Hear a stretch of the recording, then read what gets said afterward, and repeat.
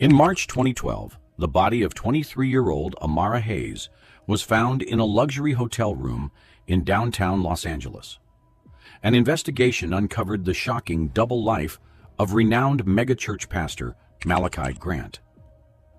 In September 2010, at Kingdom of Light Ministries, located in the heart of Beverly Hills, California, a chain of events began that would unravel the secrets of an affair, manipulation, and murder, ultimately bringing one man's empire crashing down.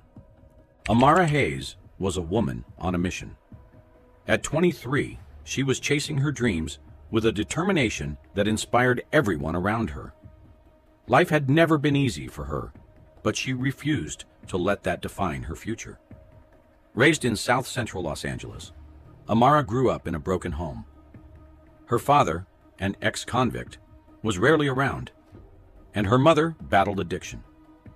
By the age of 10, Amara had already learned to navigate life on her own, often taking care of her younger siblings, while her mother disappeared for days at a time. It was a tough life, but Amara's spirit was unbreakable. In her teens, Amara found an unexpected source of hope. A friend from school invited her to a youth service at Kingdom of Light Ministries, a megachurch that had become famous across Los Angeles for its glitz, glamour, and powerful sermons. The church was a world away from anything Amara had ever known.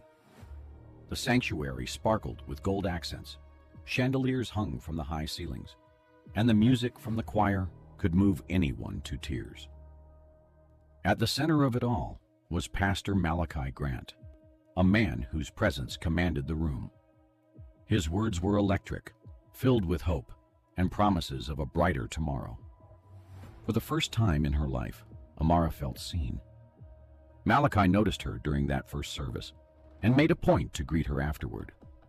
He was kind, charming, and charismatic, telling her that she had a light the world needs to see. Those words stuck with her. She began attending regularly, finding solace and purpose in the church's bustling community. By the time she was in college, Amara had become a fixture at Kingdom of Light, volunteering for youth programs, organizing events, and even acting as a mentor for younger girls who reminded her of herself. But her connection to the church wasn't just about faith. Malachi became her mentor, guiding her through difficult decisions and encouraging her to pursue her master's degree in social work. He often told her that she had the power to change lives, and Amara believed him. Over time, though, their relationship began to shift. Malachi's attention felt different, more personal, more intense. It started with small things, like private meetings in his office to discuss her future, or late-night calls under the guise of checking in. By September 2010, Amara found herself drawn into something she didn't fully understand. Malachi wasn't just her pastor anymore. He was someone she deeply admired, someone who had given her hope when she needed it most. But beneath his polished words and encouraging smile, Malachi was a man with secrets. His kindness turned into control. He wanted to know where she was, who she was with, and how she spent her time. At first, Amara thought it was his way of caring, but it became suffocating. At the same time, Malachi maintained his perfect public image. He was married to Vanessa Grant, a woman many admired almost as much as Malachi himself. Vanessa was a former gospel singer with a voice that could stir souls, and together they were seen as a beacon of love and faith. The church often referred to them as the Royal Family of Faith, a title they embraced. They hosted lavish charity events, appeared in glossy magazines, and posted family photos that painted a picture of absolute harmony. But Amara, now entangled in Malachi's life, saw cracks in that picture-perfect facade. By June 2011, the relationship between Amara and Malachi had fully crossed the line. What had started as mentorship had spiraled into a secret affair. It wasn't something Amara planned or even wanted, but Malachi had a way of making her feel special, chosen, even loved. Yet the guilt weighed heavily on her. She began distancing herself from her friends at church, fearful they would notice something was off. She avoided Vanessa at all costs, though the woman seemed oblivious, always smiling and gracious whenever they crossed paths. The turning point came in January 2012, a cold and rainy evening that seemed to reflect the chaos in Amara's life. She had missed her period, and after weeks of denial, she finally took a pregnancy test. The result was positive. For hours, Amara sat in her small apartment, staring at the test, her mind racing with fear and uncertainty. What would she do? What would Malachi say? And what about Vanessa? The thought of the scandal terrified her, but the idea of raising a child alone was even more daunting. When she finally mustered the courage to tell Malachi, she hoped he would reassure her, that he would promise to be there for her. Instead, his reaction was far from what she expected. They met at a quiet cafe just outside of Hollywood, a spot they often used for private conversations. Malachi was calm at first, asking her to explain how she knew for sure. But as the reality of her words sank in, his demeanor changed. He wasn't the kind, understanding man she had once admired. Instead, he became cold, calculating, even angry. Amara noticed how he clenched his jaw, how his hands tightened around his coffee cup. He told her that this pregnancy couldn't happen, that it would destroy everything he had built. "It's not just about me," he said, his voice measured but icy. "It's about the church, my family, the thousands of people who look up to me. You have to think about them." There was no talk of support, no offer of help, only fear of what her pregnancy meant for him. By the time they left the cafe, Amara felt more alone than ever. Malachi's words played over and over in her mind. He didn't see her as a person. To him, she was a threat, a liability, something that needed to be dealt with. For the first time, she began to question everything about their relationship. Was any of it real? Or had she been a pawn in his carefully constructed image all along? As the weeks passed, Amara's fear grew. Malachi became more distant, but also more controlling. He began showing up unannounced, insisting they talk about her next steps. He never explicitly told her what to do, but his intentions were clear. He wanted her to make the pregnancy disappear. The situation reached its breaking point in February 2012. Amara, feeling trapped and desperate, confided in a close friend from her college program. She didn't give all the details, but shared enough for her friend to realize the danger she was in. The friend urged her to walk away, to leave the church, and never look back. But for Amara, it wasn't that simple. Malachi was powerful, connected, and relentless. She felt like there was no escape. By late February, Amara knew she had to make a decision, but she also knew one thing for certain. Malachi would do whatever it took to protect himself. By late February 2012, the cracks in Malachi Grant's carefully crafted life began to widen, threatening to shatter the image he had spent years perfecting. His wife, Vanessa, had always suspected that there was more to Malachi than what he showed the world. She wasn't blind to the way women, especially younger ones, were drawn to him. She wasn't deaf to the whispers that followed him wherever he went. But Vanessa, always poised and graceful, chose to ignore the signs. She had learned to bury her doubts deep within her. After all, their marriage was more than just a union. It was the foundation of their public empire, the cornerstone of the church's success. But on the morning of February 24th, 2012, Vanessa's resolve was tested in a way she never anticipated. While preparing breakfast in their sprawling Beverly Hills home, Malachi had left his phone on the kitchen counter, a rare lapse in his otherwise guarded behavior. Vanessa, curious but hesitant, glanced at the screen. A text from a number she didn't recognize lit up the display. Its content was brief and vague, but it sent a chill through her.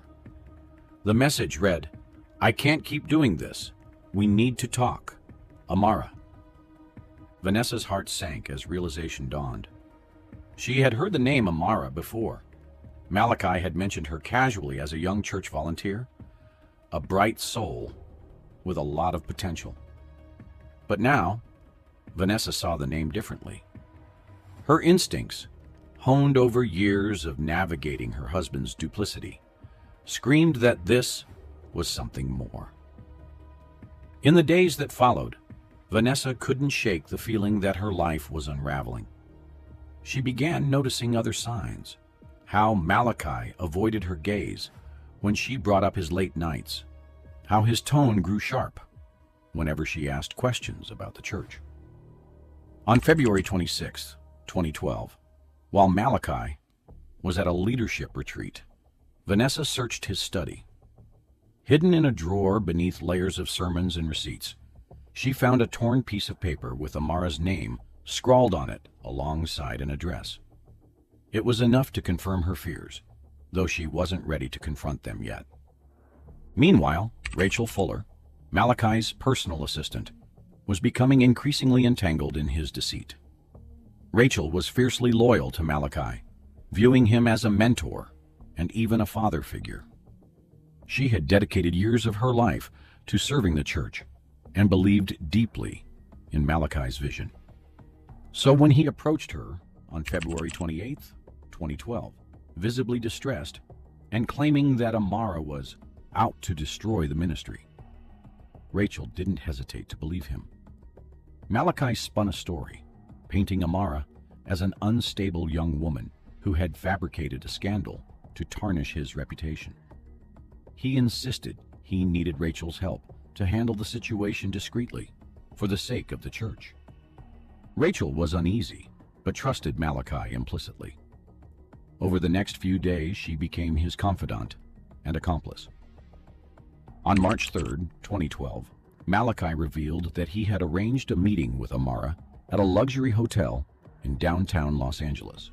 He told Rachel it was to calm things down and make Amara understand the damage she could cause.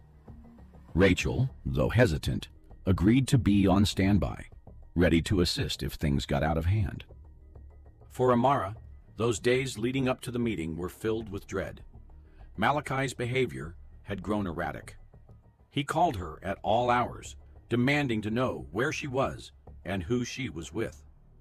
She noticed cars idling near her apartment at odd times and felt eyes on her when she walked through campus. On March 4, 2012, she confided in her best friend, Tasha Clark, telling her about the emotional toll Malachi was taking on her. She left out the details of their affair and the pregnancy, fearing judgment, but her fear was evident. Tasha urged her to cut ties with Malachi and go to the authorities, but Amara felt trapped. She didn't know who to trust or how to escape. On the night of March 5, 2012, Malachi lured Amara to the hotel under the guise of discussing financial support for her education. Amara, desperate for some kind of resolution, reluctantly agreed. The suite Malachi chose was extravagant, but eerily isolated. When she arrived, the atmosphere was tense. Amara tried to keep her composure, but the conversation quickly turned confrontational. Malachi accused her of threatening his family and the church, twisting her words to make her feel like the villain. As the argument escalated, Malachi's demeanor shifted. His calm, composed exterior gave way to something darker: anger, paranoia, and desperation. In a fit of rage, he lashed out, grabbing Amara by the throat. The struggle was brief, but brutal. When it was over, Amara lay lifeless on the floor, her bright future extinguished in an instant. Panicked, Malachi called Rachel. By the time she arrived at the hotel, in the early hours of March 6, 2012, he had already begun cleaning the scene. Rachel was horrified, but too deep in Malachi's web to walk away. Together, they meticulously erased any trace of Malachi's involvement, disposing of evidence and ensuring that no fingerprints were left behind. Rachel's hands trembled as she scrubbed surfaces, her mind racing with doubts. As they left the hotel before dawn, neither spoke a word. But the weight of what they had done hung heavy in the air, a silence filled with guilt, fear, and the realization that there was no turning back. By March 6th, 2012, the city of Los Angeles was buzzing with the shocking news of Amara Hayes' murder. What began as a quiet morning quickly turned chaotic as local news stations picked up the story. The gruesome details of her death were enough to make headlines, but when whispers of her involvement with Pastor Malachi Grant emerged, the story exploded. Malachi, the charismatic leader of Kingdom of Light Ministries, was known for his fiery sermons and humanitarian efforts. To his congregation, he was untouchable, a man of God. But now, his name was linked to scandal and tragedy. Supporters of the church flooded the streets, holding prayer vigils and protesting what they believed was a smear campaign against Malachi. They called it a witch hunt, claiming that someone was trying to destroy a man who had done so much for the community.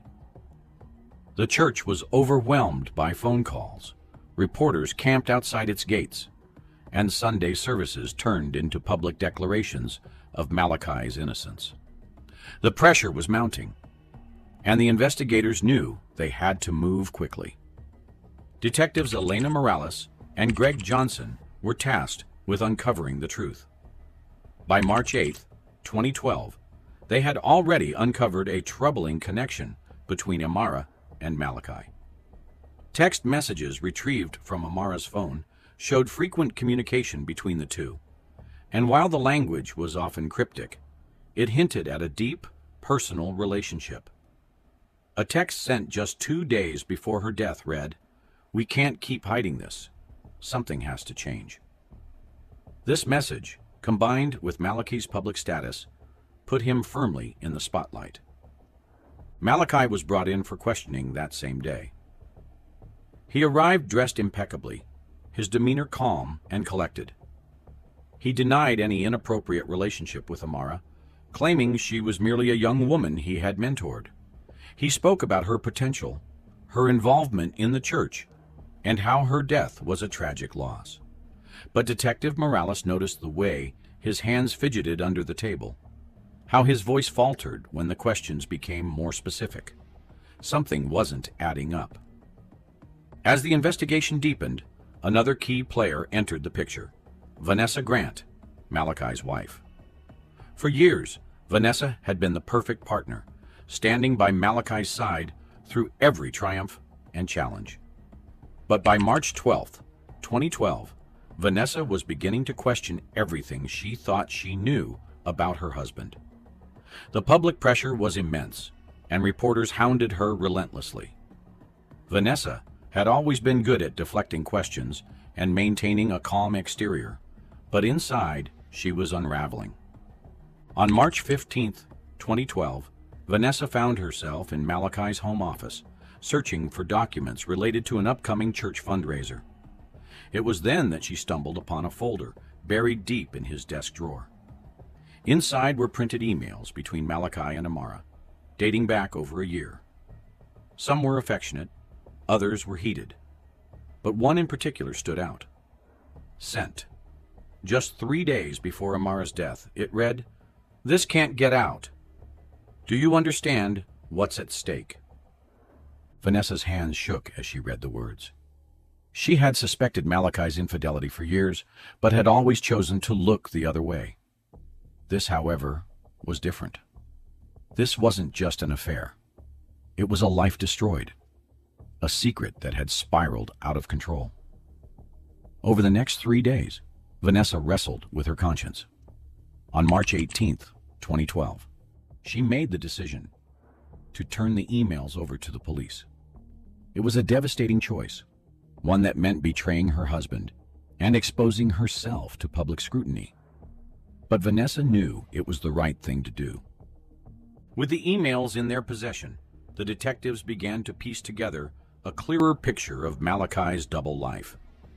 Surveillance footage from the hotel showed him entering the lobby on the night of March 5, 2012, just hours before Amara's death. Witnesses confirmed that he had booked the room under an alias, further implicating him. But there was still one piece missing: someone who could confirm what had happened inside that room.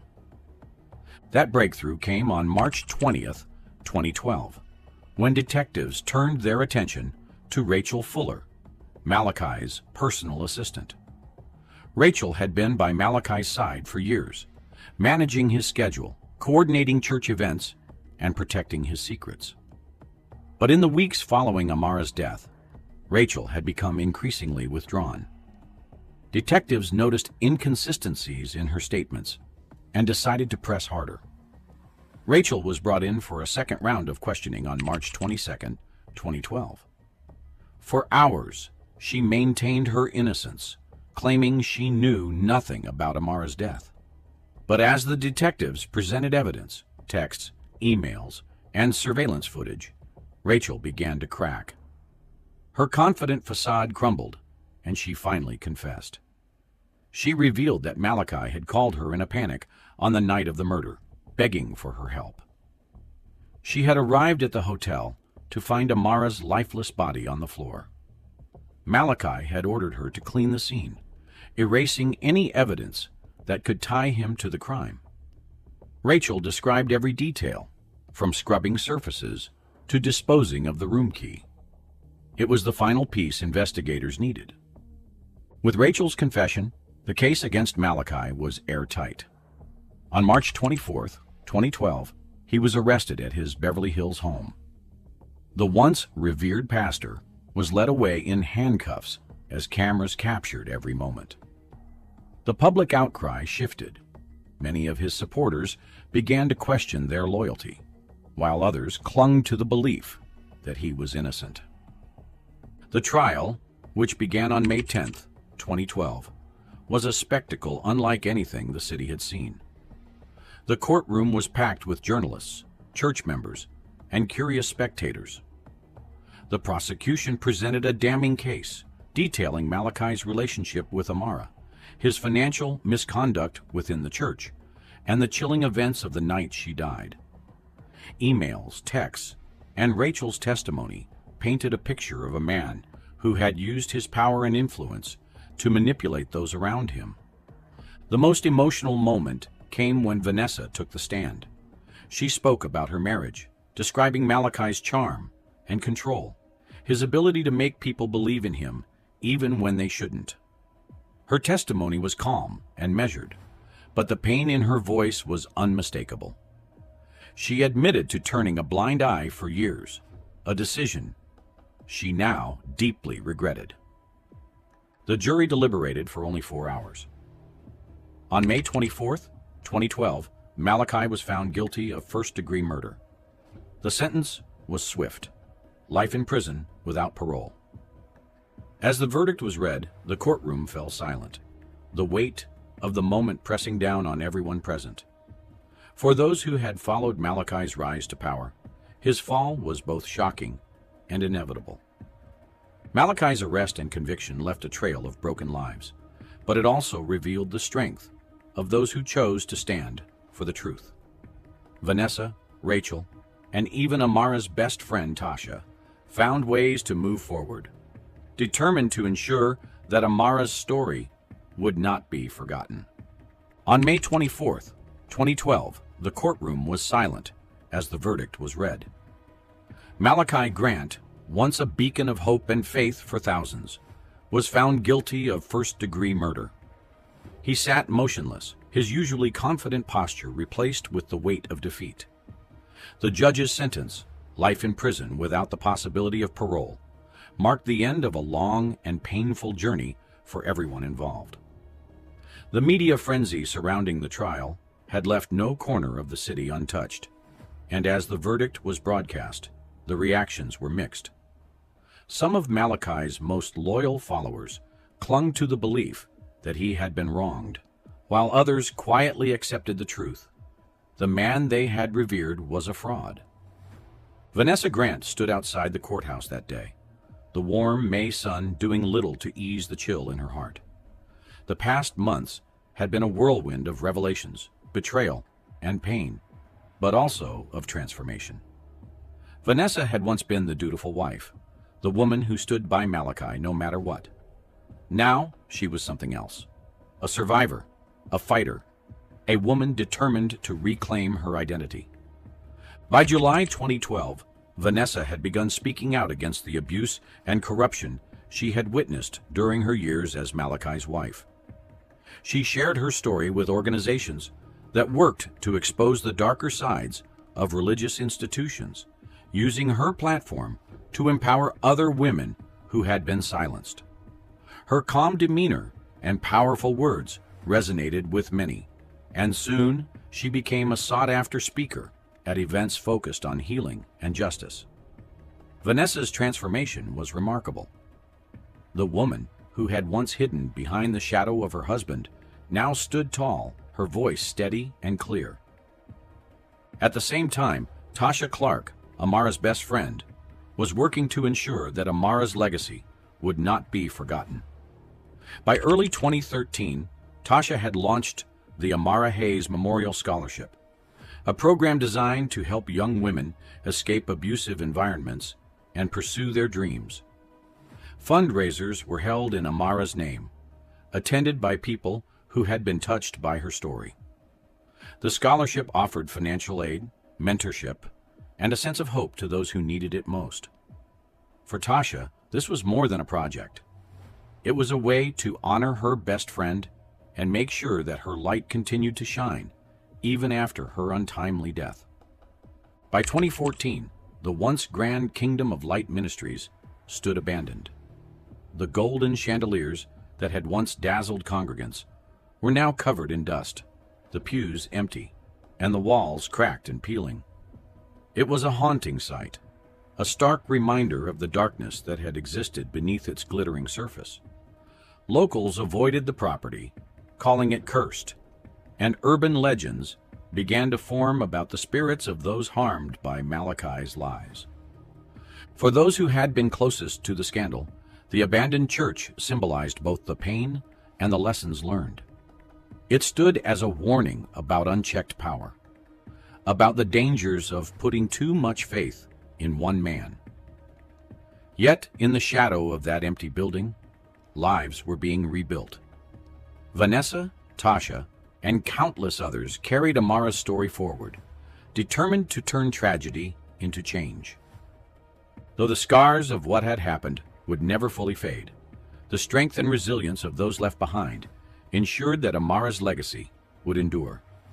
A beacon of